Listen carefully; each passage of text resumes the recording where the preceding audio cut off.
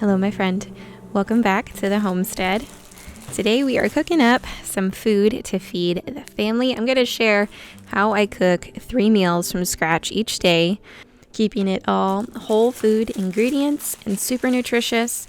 We're going to use up some leftovers while we're at it. So let's get right to it. Here is what I feed my family in a day. So the first matter of business, obviously, is going to be breakfast.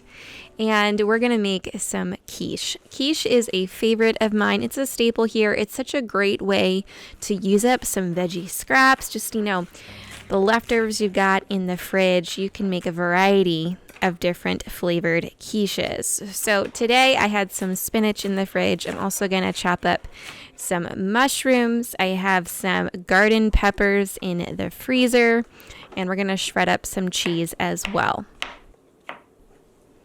So I choose to make all of my quiches without a crust, just not so heavy first thing in the morning. But if you would like to use a crust, I have a good recipe. I'll link that video down below for you. I am not using a crust today, so I am just going to oil my pie plate and get all of my ingredients ready to go. Now for my quiche recipe, you can use 2 cups of add-ins, whatever add-ins you want. Mine is just a mixture of what I had in the fridge, but you could do things like ham and Swiss, spinach and feta. You can do a cheesesteak and pepper and onion quiche, super good. Buffalo chicken and blue cheese, broccoli cheddar, really anything with the kitchen sink, whatever you've got on hand, you can throw it in a quiche. So I always add in at least a cup of cheese. Whatever variety of cheese I'm using here is just a raw cheddar. I had about 6 mushrooms in my fridge. I probably used a cup's worth of spinach and half a cup of green peppers. I'm going to get them into an oiled skillet here, and I am going to cook them up a bit, not entirely, but I want them a bit softer and somewhat cooked going into the quiche. Now this recipe does take a bit of time to bake in the oven. It's 45 minutes. So a lot of times I will actually make this the night before. I'll either make it entirely, prepare it and bake it and just do reheats in the morning, or you can just prep the mixture, have it assembled, and then pull it out of the fridge to bake in the morning. That's one way that I help myself in order to always have a good nutritious breakfast. Sometimes you have to plan ahead, work ahead, do some meal prep. But this morning I had the time, so I'm just throwing it all together here. Usually I would use 6 eggs, but I've got this big old guy here. It was definitely a double yolker. We have some new layers, and a lot of times when they're first laying, you'll get some oddly shaped eggs, some really big ones, some really tiny ones, and today we had a double yolker. I've got my 5 eggs, scrambling them up, and to the eggs, I'm going to add in equal parts of heavy cream and raw milk. So I'm doing a half cup of each of those. So the nice thing is with this recipe, you have your base like egg and dairy mixture, and then you can customize it with your add-ins. Super easy, really convenient. Like I said, great way to use up things in the fridge. Now I'm going to add in my salt and pepper. I like to do a half teaspoon of salt and just a pinch of pepper. Today I'm also going to add in just a sprinkling of onion powder.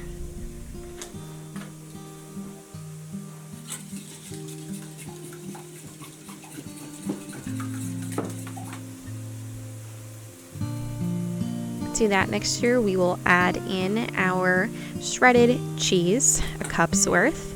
Mix that together, and then we're going to go check on what has been sauteing.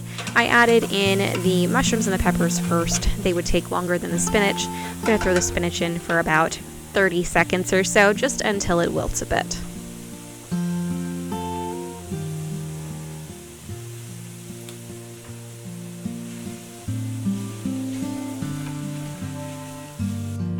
Come back over to my greased pie plate. I always put the add-ins on the bottom and then spread them out evenly. I'll pour the egg mixture over top.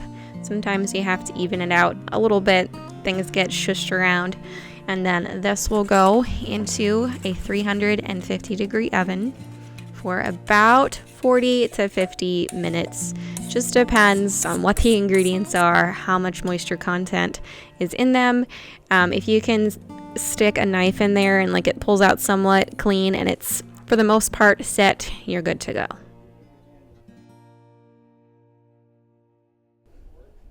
Now, because I didn't have any meat in this quiche, I am going to cook some separately. This is just some turkey bacon. I like to have a variety of different breakfast, quote unquote, meats on hand. I'll always have turkey bacon, regular bacon, some pork sausage, some chicken sausage. Sometimes we'll do steak in the morning every once in a while. That's another way that I save myself some time. Occasionally, at the beginning of the week, I will cook all of our breakfast meats so that they are ready to go. It's one less thing I have to do in the morning, and it ensures we have a good source of protein to start our day.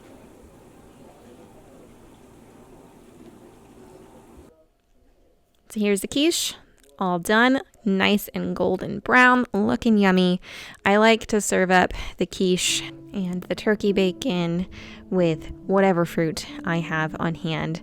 This morning it was some mandarin oranges, so that is what a normal breakfast looks like here on the homestead.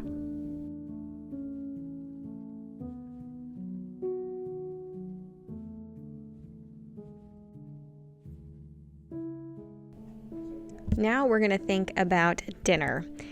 So a huge time saver and something I always thank myself for doing is starting dinner in the morning and using my crock pot. It is like a gift to yourself.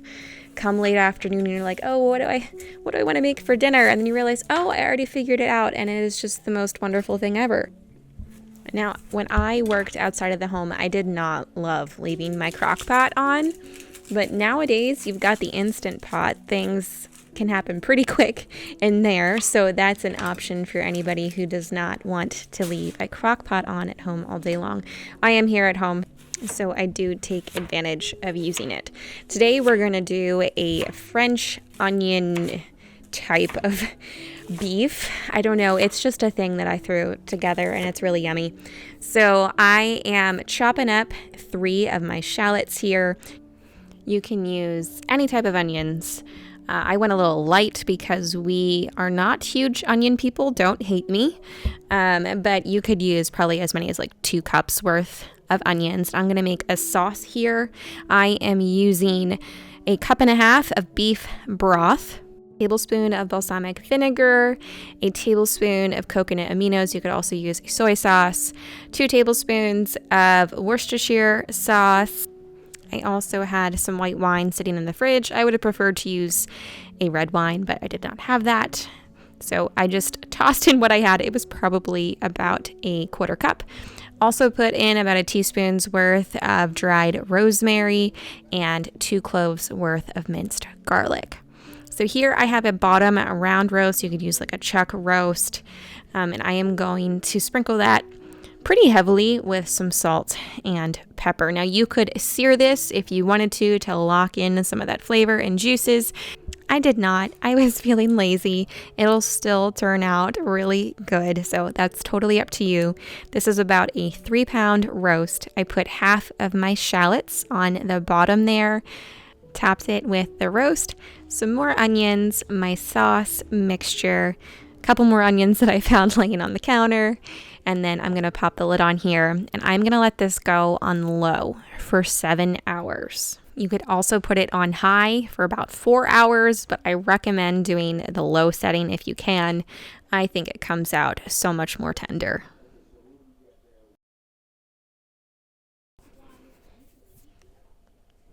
Now I'm going to start thinking about a late morning snack. In preparing this video for you guys and throwing it together, I realized we eat like hobbits. It's here. We love our food. Seriously, we have breakfast, second breakfast, 11sies, lunch, afternoon tea, supper, and dinner pretty much every day. So for our second breakfast, we are going to make some apple cinnamon scones. These are a favorite. I usually try and do like a baked good a week. So I'm not doing this part every single day. I will try and make enough to last us at least a few days, if not the entire week, until I would go to bake something else. So for this recipe, like always, I will include the detailed recipe down in the description.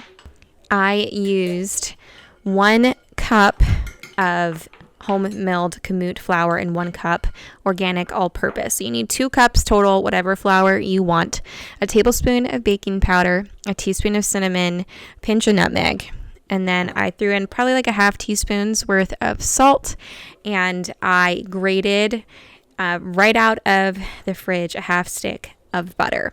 I did use a fork then to kind of break those butter pieces up a bit more into about like the size of a pea.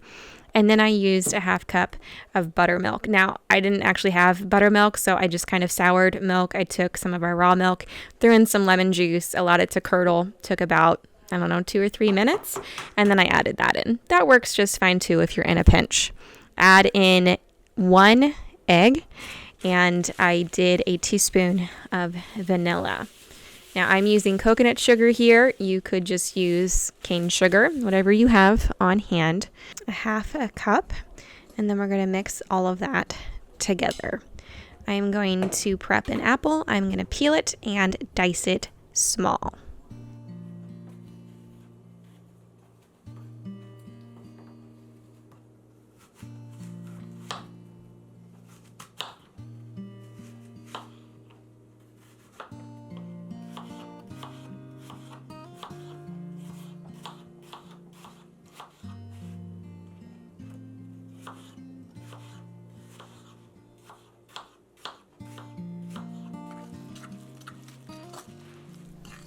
Combining everything well until it just comes together. We don't want to overwork this.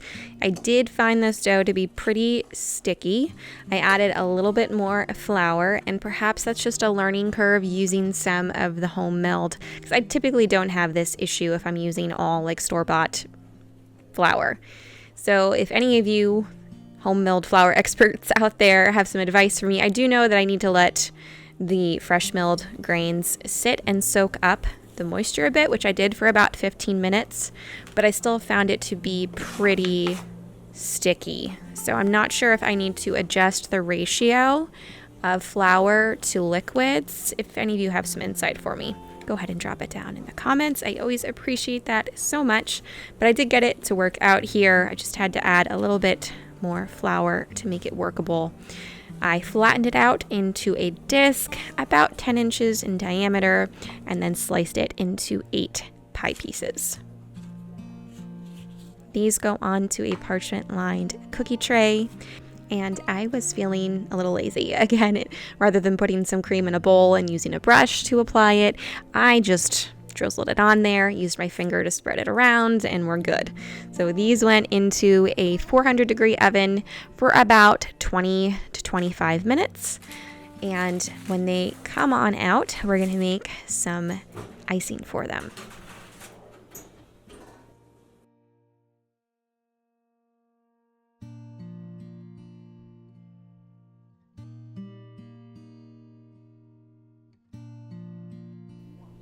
The icing is just half a cup of powdered sugar. I'm gonna add some maple syrup to that just to get it into a nice consistency. I also threw in a dash of vanilla, probably a 1/4 teaspoon or so. And then I decided I was going to spice this a little bit. So I used some of my chai spice blend that we had made up a few videos back, probably about a 1/4 teaspoon's worth. And then mix it all up. Drizzle it over the tops. This hardens nicely so you don't have a big sticky mess. And you guys, these are so good. My kids gobble these up. I feel pretty good about giving them to them. I mean, I'm all about treats every once in a while, right? Everything in moderation, but there isn't a whole lot of sugar per serving. I didn't use any refined sugar. Scones generally don't have much sugar in them. They're not like a cookie. They're more like a biscuit. So they're definitely a staple in our house. I make tons of variations on these. To go with our scones. My kiddos have this obsession with what they call cinnamon milk. It's actually chai milk. I warm up some raw milk for them, put a dollop of maple syrup in, probably like, I don't know, 2 teaspoons worth, and about a 1/4 teaspoon of chai spice. I like to run it underneath the frother. This is attached to my coffee maker, but you can buy handheld ones. Just gives you that nice foamy layer of milk on the top that my kids go nuts for. You guys, this is really good, and it's actually really good for you. So this will go with our scones today. They each get a half of a scone.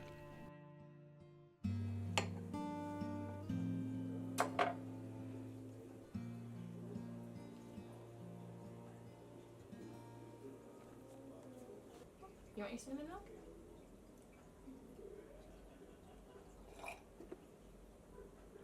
I need a straw. You need a straw? Good. Is it good?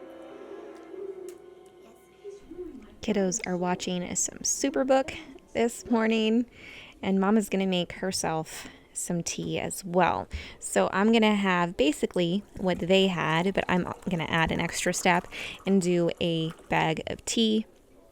So I'm actually using chai tea.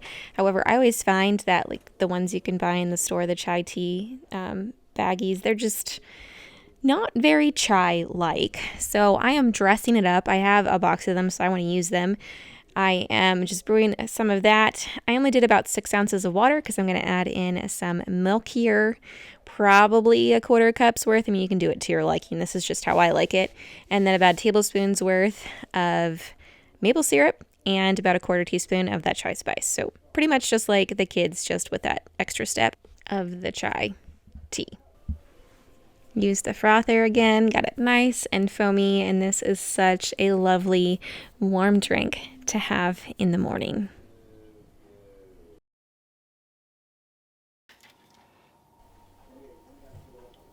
Now I'm going to think about lunch. Lunch is going to be using up some leftovers from Thanksgiving. Dinner will be too, a little later, but I've got some turkey, and we can only eat turkey as it is so many times before we're like, okay, we need to do something different with this. So I'm going to make some soup featuring the turkey. I'm going to prep some veggies. I've got some carrots that I am going to chop up.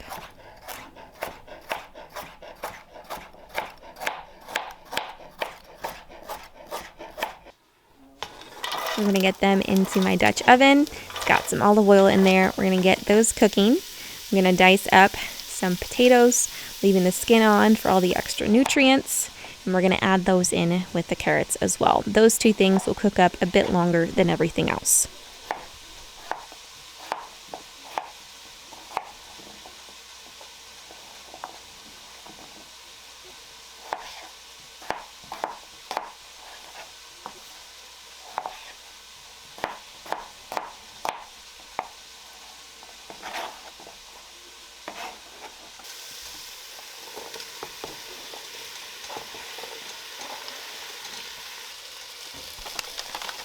I'm going to add in some freeze-dried goodies.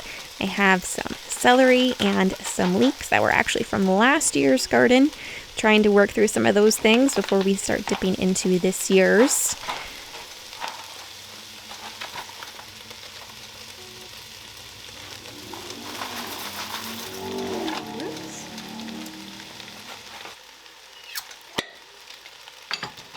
I have a jar of canned chicken broth. This is 4 cups worth. It's going to go in, and because I've added in some freeze-dried foods, they're going to suck up a whole bunch of that liquid. So I added in an extra cup of just plain water, and I kind of forgot about my garlic, so I added that in a little later than I wanted to, but some garlic just went in.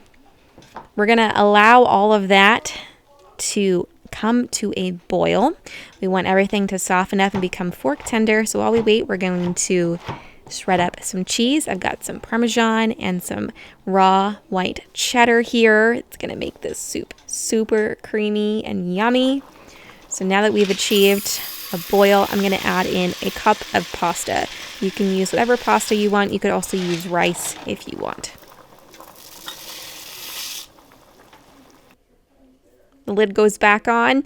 These simmer for however long the box says. This one was 8 minutes. And then we're going to turn down the heat, allow it to just be over low. And we're going to add in a few more things. I've got some freeze-dried kale I'm going to add in. You could also do spinach. You know, this recipe is totally customizable. I'm just throwing things in that I had in my fridge that needed to be used. I'm going to add a half cup of heavy cream. And then we're going to add salt and pepper to taste. I probably did about a teaspoon's worth of salt, maybe a quarter teaspoon's worth of pepper. That's so sweet. Mom, so sweet. Is it cold out there? That's so sweet. So freezing. Freezing. Oh my. Yeah, is it gonna be snow soon? Soon. It's getting colder and colder outside. Where did you snow? Oh. All of the yummy cheese goodness is gonna go in, and this is where I'm also going to throw in our turkey. This is about a pound's worth of diced turkey left over from Thanksgiving, getting put to a second use.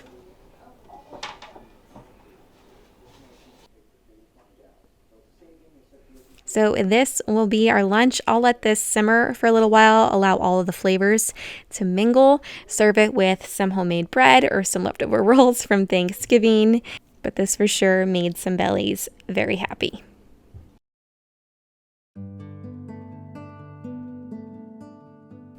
It's time for another snack. I'm telling you, we eat all day long. So a second snack usually consists of mainly cheese and fruit. Sometimes I will use some crackers if I have some good ones on hand. Sometimes it's hard to find crackers with not a million things added to them, and I don't always have time to make them from scratch. So I found these from Aldi that were pretty clean. The kids like them, so they went on the plate today.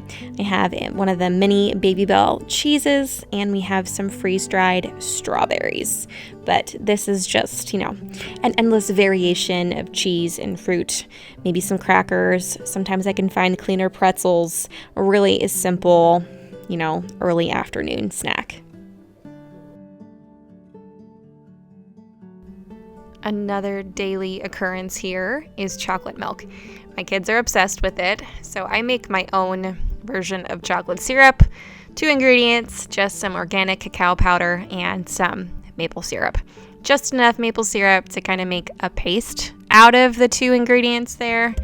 I don't really measure this. It's more of just an eyeball thing, but probably 2 tablespoons worth of cacao powder and a tablespoon of maple syrup. Then I'll add in a little bit of milk.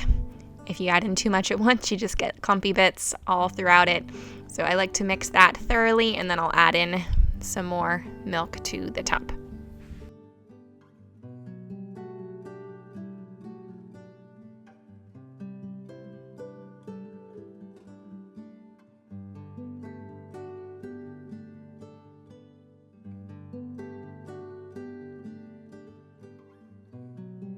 Now we're getting to late afternoon, time to get the rest of dinner prepared.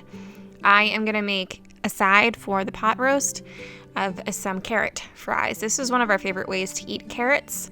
Roast them up just like you would French fries in the oven. I prepare them the same way, cut them into French fry type pieces.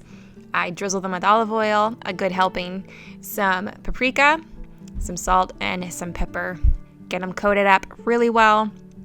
If you want anything to come out crispy, don't overcrowd on the pan. They go in at a fairly hot oven, 450 degrees, for about 15 to 20 minutes.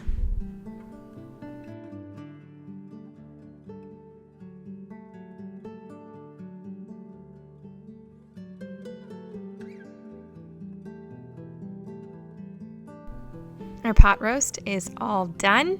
So I am going to take some of the liquid out of here, about 2 cups worth, and we're going to take it over to the stovetop and make a gravy.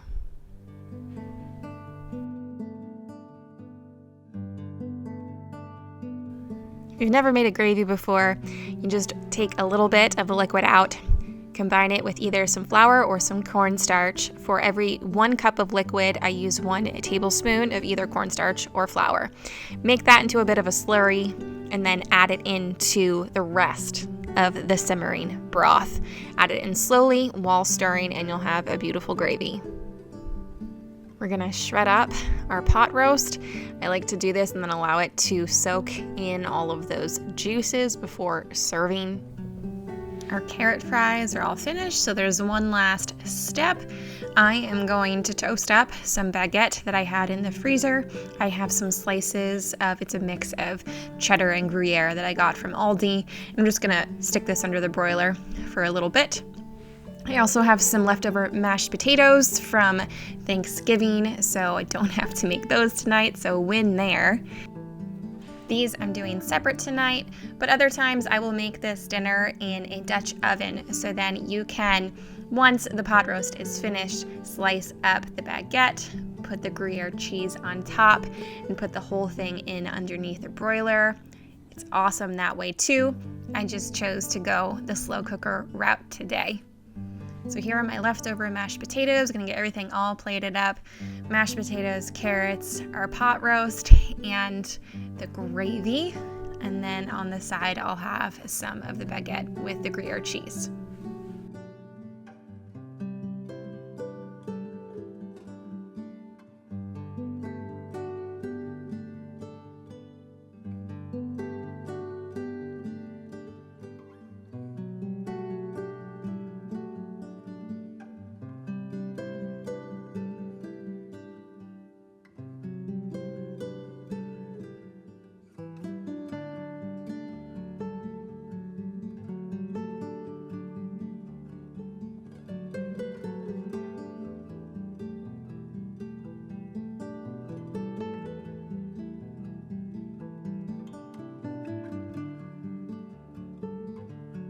Friend, thanks for hanging out with me today for a bit of a what I feed my family in a day. I hope it was helpful and enjoyable.